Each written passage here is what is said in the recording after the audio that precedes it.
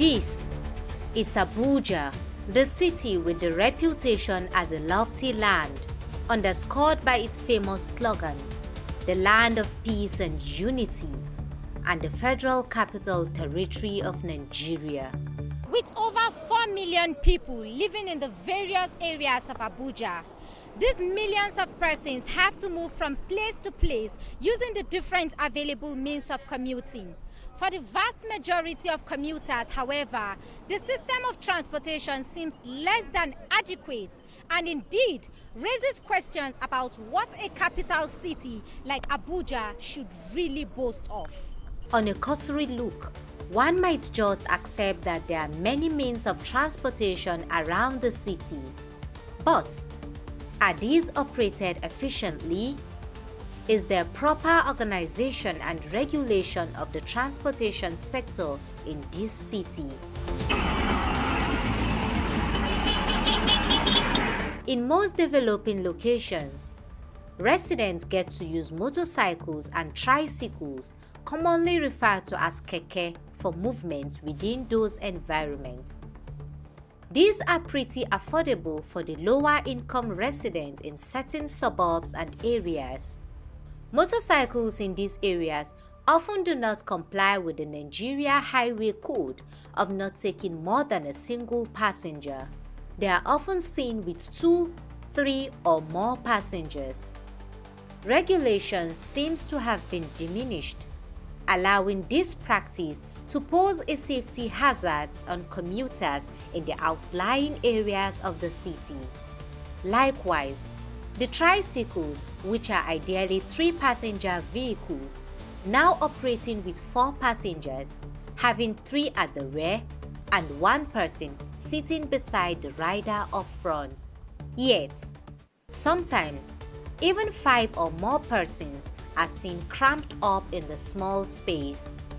In the areas of the city regarded as more central, other transportation means such as taxis and buses are mostly used, and motorcycles and tricycles are rarely granted access to these places. However, the taxis designed to carry 4 passengers are rather carrying 6, with 4 persons sitting at the back instead of 3, and 2 in the front passenger seat instead of a single person.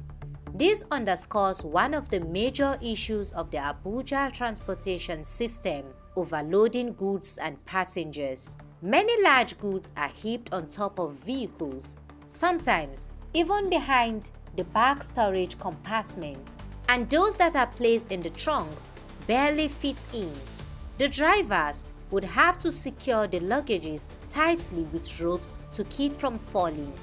When asked if heaping of loads on vehicles is safe for traveling to a long distance, Bello Muhammad, a veteran driver, replied, "We have what they call carrier. This carrier now, when you put the load and you tight it very well, in a sense that the rope are strong and you can be able to, from here to where it's going to, it's safe.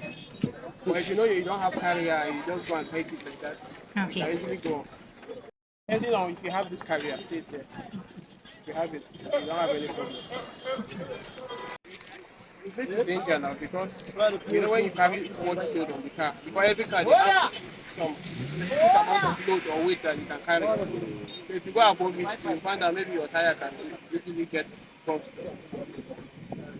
As for the quality of these public vehicles, about 50% of either the private taxis or the few government-run buses that are only accessible in not so many locations are in ramshackle states, as most of these vehicles are old, rickety, and nearly damaged. The insides of these vehicles are no better than the outside.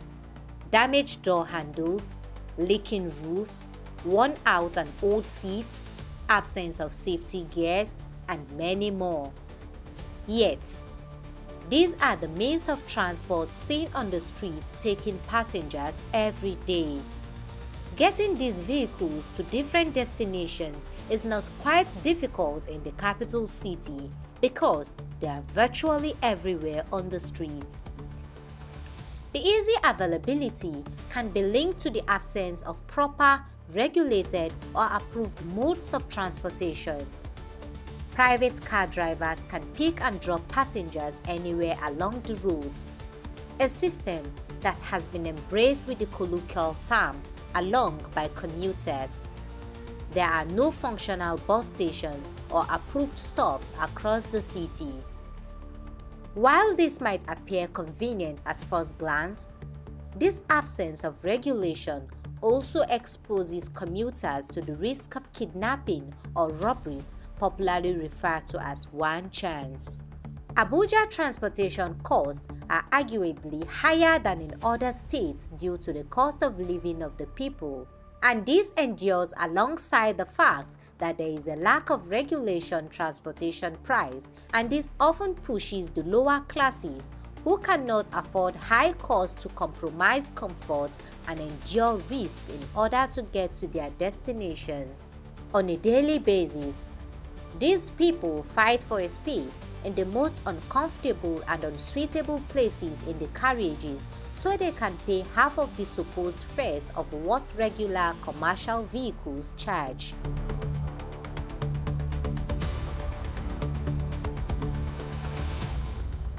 The Abuja Light Rail is a regional rail transport system expected to consist of 6 lots covering a distance of 285 kilometers.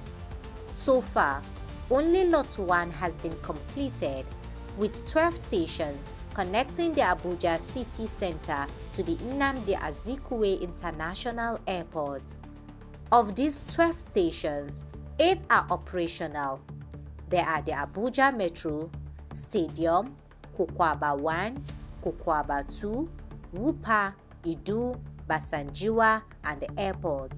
Each train is designed to run a minimum of 14 trips and transport approximately 9,800 passengers per day. However, since it's still an ongoing project, the train only moves 4 times a day.